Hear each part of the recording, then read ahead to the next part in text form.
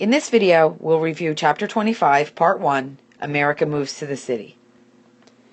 The growth of American metropolises was spectacular in size. In 1860, no city in the United States had 1 million inhabitants, but New York, Chicago, and Philadelphia all passed the million mark by 1890. By 1900, New York, with 3.5 million people, was the second largest city in the world, outranked only by London. Between 1850 and 1900, world cities doubled or tripled, such as London, Paris, Berlin, Tokyo, Moscow, and Mexico City, Calcutta, and Shanghai.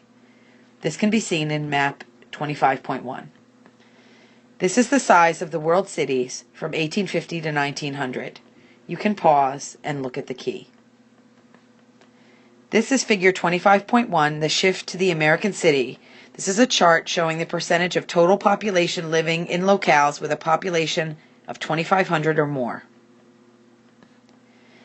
American cities grew both up and out. Skyscrapers allowed more people and workplaces to be packed into a parcel of land.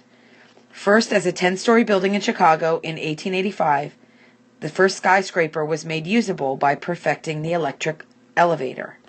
Louis Sullivan contributed to the future of the skyscraper with a famous principle that form follows function.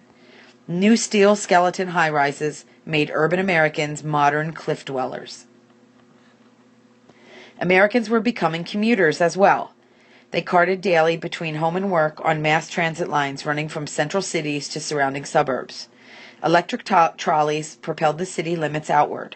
By the end of the century, the nation's first subway opened in Boston. The compact and communal walking city, the boundaries were set by leg power and shifted to immense and impersonal megalopolis.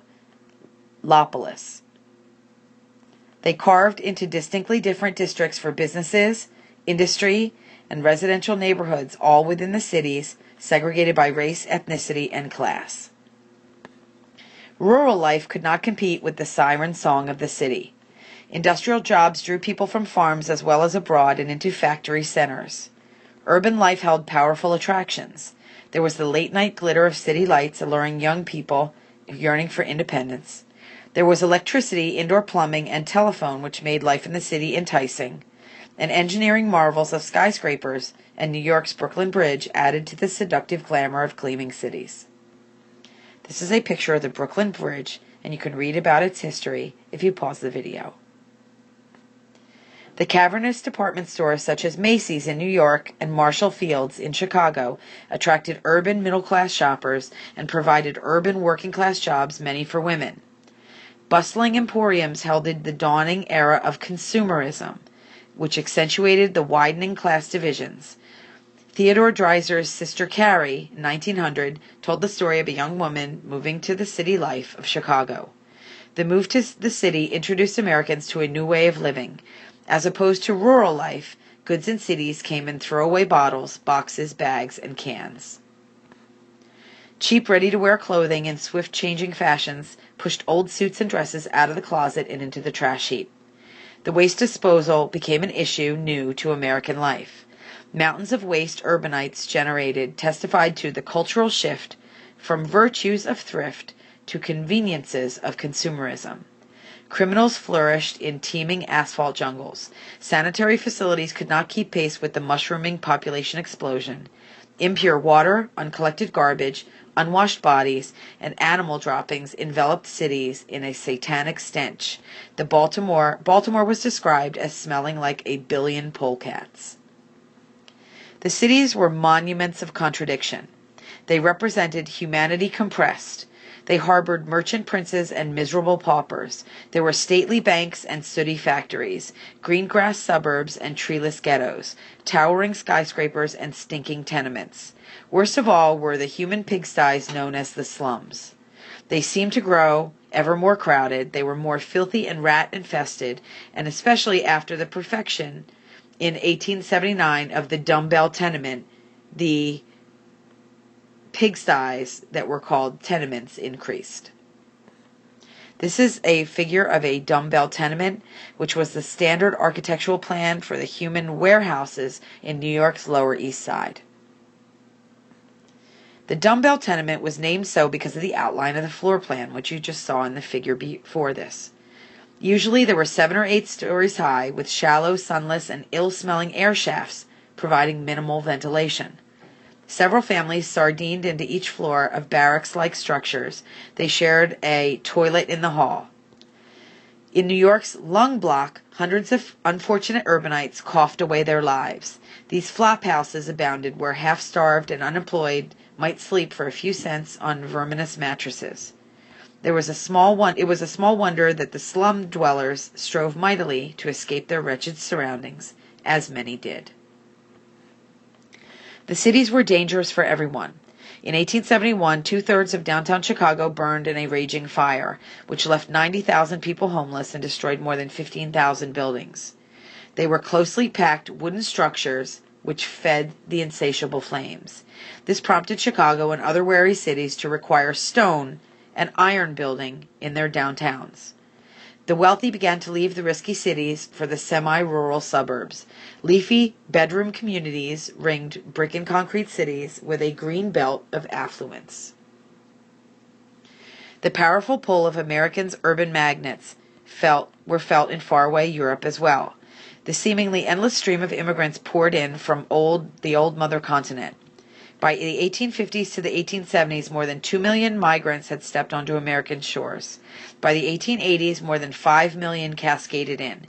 The new high for a single year was reached in 1882 when 788,000 arrived, more than 21,000 a day, or 2,100 a day.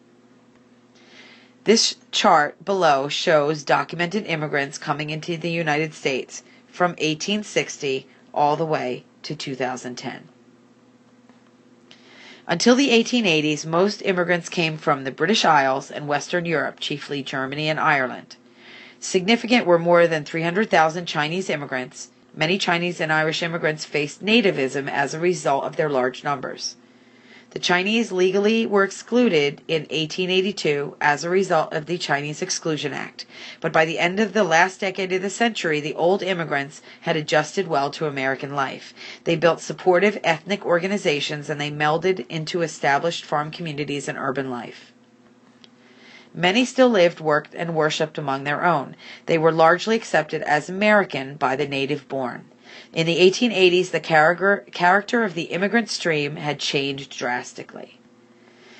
You can see the definitions of old and new immigration by decade from 1871 to 1920 in the chart, where it shows when the leading nations of the old immigration were coming, and old immigrants were coming from England, Ireland, and Germany, and then the leading nations of new immigrants came from Italy, Austria-Hungary, and Russia. Americanization at the YMCA is the title of this picture, and this was part of a national movement to encourage immigrants to assimilate. So the Department of Labor sponsored courses in the English language and citizenship training, which was held, as in this particular picture, at a YMCA in Newark, New Jersey. This is an Italian immigrant family arriving at Ellis Island around 1905. This is a picture of an Italian immigrant women and children sewing garments as piecework in a New York tenement around 1905 as well.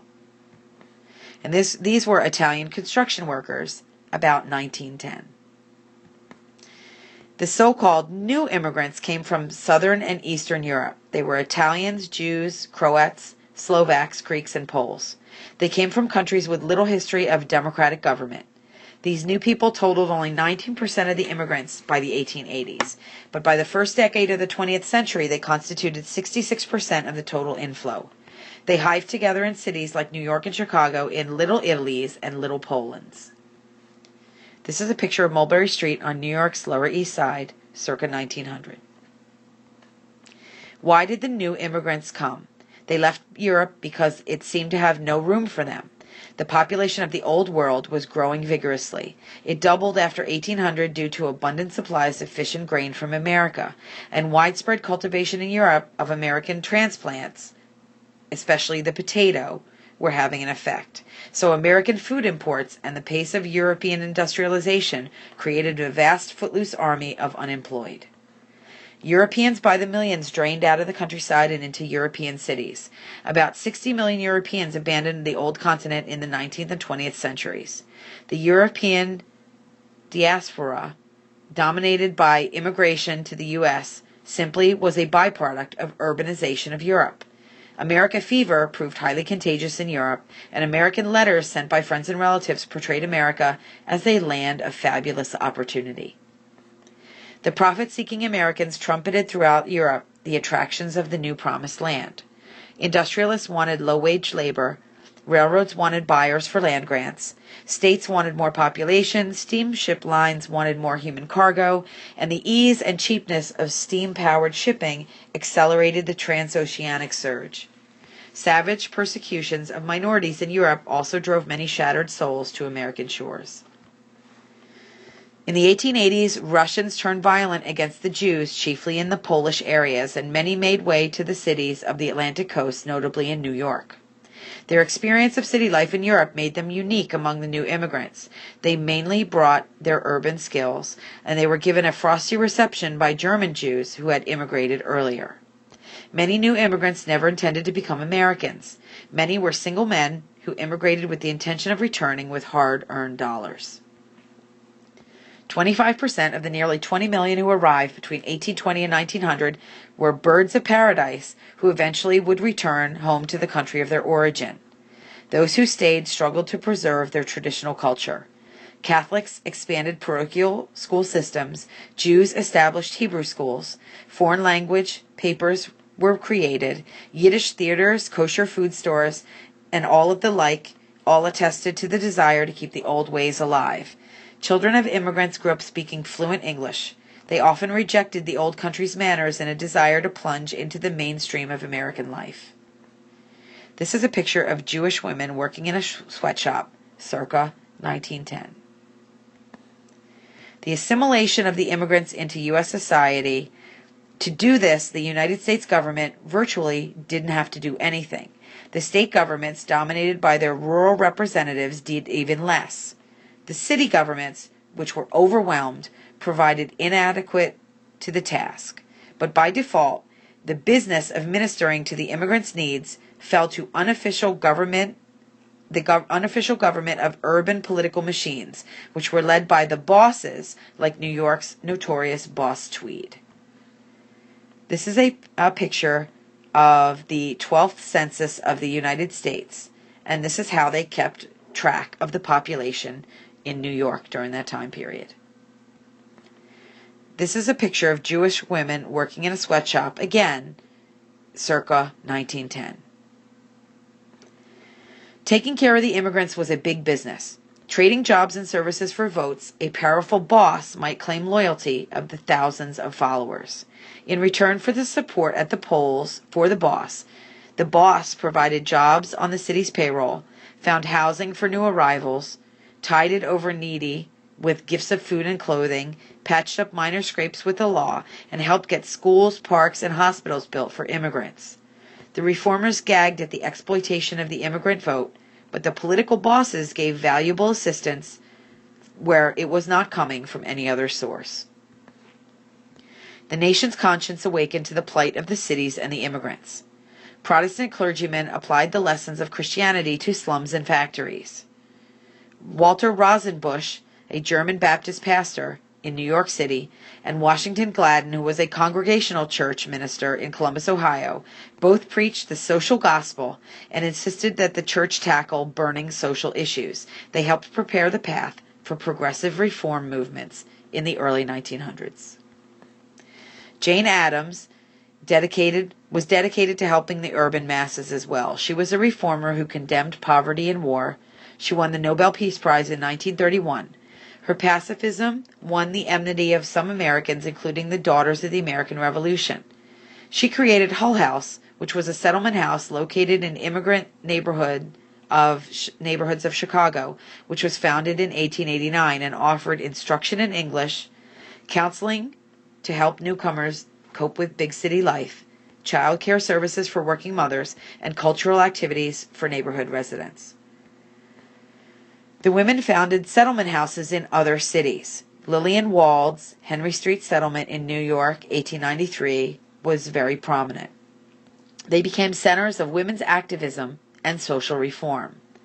Hull House's women successfully lobbied for the Illinois anti-sweatshop law that protected women workers and prohibited child labor, which was led by Florence Kelley. For female reformers and other women, the city offered new kinds of opportunity. Nativists viewed Eastern and Southern Europeans as culturally and religiously exotic hordes. They gave them a very rude reception. They were alarmed because these new immigrants had a high birth rate and thus might outbreed or mongrelize the Anglo-Saxon stock.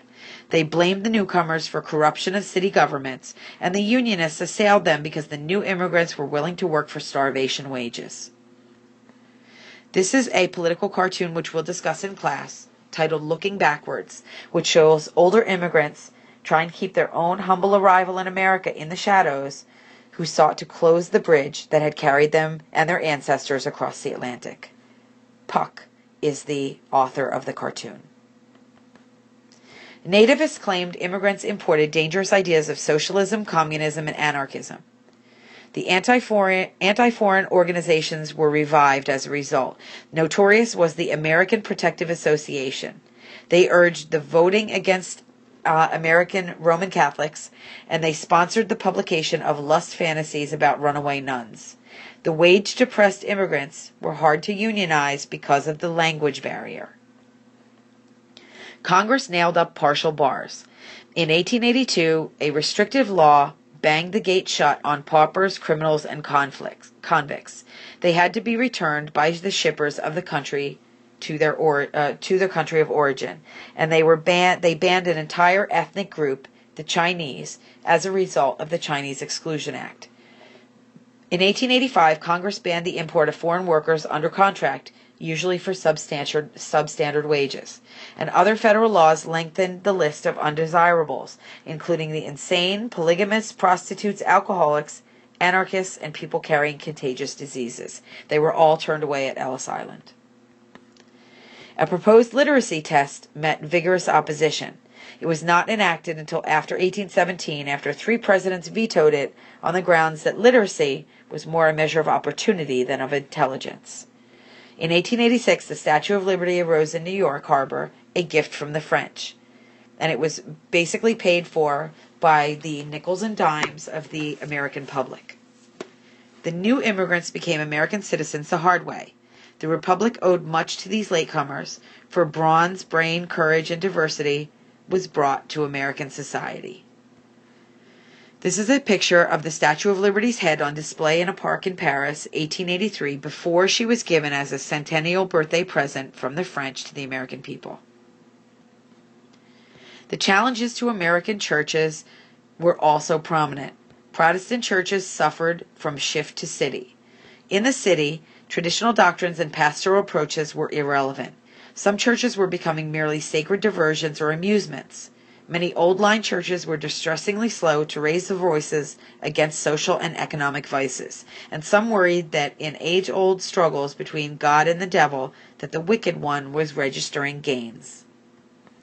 There were too many devotees that worshipped at the altar of avarice. Money was the measure of achievement, and the new gospel of wealth proclaimed that God had caused the righteous to prosper.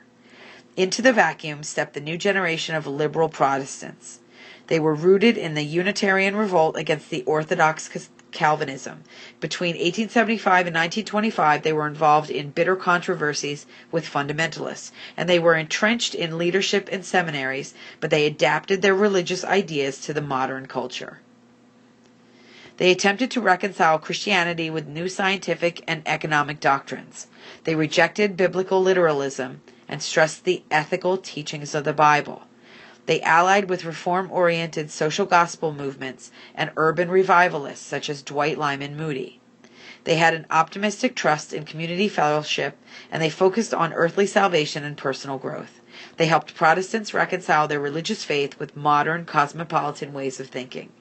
Simultaneously, the Roman Catholics and the Jewish faith gained strength from the new immigration. This is a picture of the morning service at Moody's Church, 1908, where thousands of people in Chicago found the gospel and a helping hand at evangelist Dwight Lyman Moody's church. By 1900, the Catholic Church was the largest single denomination in the United States. It numbered 9 million communicants. Cardinal James Gibbons was popular with the Catholics and Protestants alike, and he was acquainted with every president from Andrew Johnson to Harding. He used his liberal sympathies to assist the labor movement. By 1890, 150 denominations to choose from in religion, 2 of them were brand new. The Salvation Army was focused on the poor and did much practical good, especially with free soup. The Church of Jesus Christ Scientist of Christian Science was founded by Mary Baker Eddy in 1879 after suffering much ill health. She preached that the true practice of Christianity heals sickness in Science and Health with Keys to the Scriptures in 1875. She offered hope of relief from discords and diseases through prayer as taught by Christian Science. There were new religious-affiliated Christian organizations as well. The Young Men and Women's Christian Organizations, also known as the YMCA and the YWCA. They combined physical and other kinds of education with religious instruction. The Ys were in virtually every major city by the end of the 1800s. Old-time religion received many blows during this time period. One of them dealt by Charles Darwin. His theory was that higher forms of life slowly evolved from lower forms through random biological mutation and adaptation. This new ground was called natural selection. Nature blindly selected organisms for survival or death based on random, inheritable variations as they happened to possess. Some traits conferred advantages in the struggle for life, and hence had better odds of passing them along to offspring. Darwin's theory rejected the dogma of special creations, which ascribed the design of each fixed species to a divine agency. Harvard's Louis Agassiz held fast to the old doctrine of special creations, but by 1875 most scientists embraced the theory of organic evolution, though not all endorsed natural selection as the agent. Clergymen and theologians' responses: initially, most joined the scientists in rejecting Darwin's ideas outright. After 1875, when scientists embraced evolution, the religious community split into 2 camps. One was the conservative minority, which stood firmly behind Scripture as in the infallible Word of God, and condemned what they thought was bestial hypothesis of the Darwinians. Their rejection of the scientific consensus spawned a muscular view of biblical authority that gave rise to fundamentalism in the 20th century. There was also the modern and liberal majority. They refused to accept the Bible in its entirety as either history or science, and they feared hostility towards evolution would alienate educated believers. So over time, the liberal thinkers reconciled Darwinism with Christianity, and they heralded the revolutionary theory as newer and a grander revelation of the ways of the Almighty. Darwinism did much to loosen religious moorings and to promote skepticism. The liberal efforts at compromises relegated the religious teaching to matters of personal faith, private conduct, and family life.